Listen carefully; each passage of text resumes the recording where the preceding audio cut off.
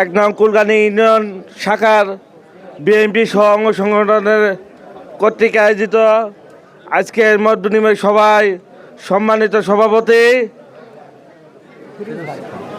এই ইউনিয়নের যুবদলের সংগ্রামী সভাপতি জনাব মোহাম্মদ ফিরোজ ভাই, আজকের মত বিনিময় সভায় প্রধান অতিথি হিসেবে উপস্থিত রয়েছেন আমাদের প্রিয় নেতা ইসলামপুর তথা কুলগানি ইউনিয়নের কৃতি সন্তান, বিশিষ্ট শিক্ষা অনুরাগী, বিশিষ্ট সমাজসেবক জনাব মোহাম্মদ শরীফুল ইসলাম খান ফরহাদ ভাই আমাদের মাঝে উপস্থিত রয়েছেন। আচ্ছা, ঠিক আছে।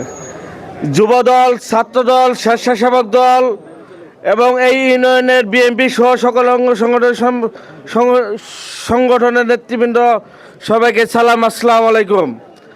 আসলে মাগরিব আজান দিবে, আমাদের প্রধান অতিথি বক্তব্য রাখবেন। আমি বেশি কিছু বলবো না, শুধু এইটুকু বলতে চাই, আমাদের ইসলামপুরের কপাল ভালো।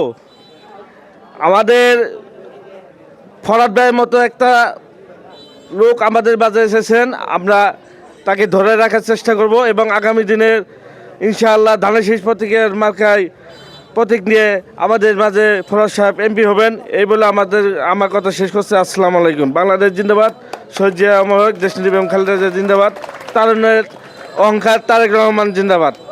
আসলে বক্তব্যটা ডিস্টার্ব করলে সব টাইমে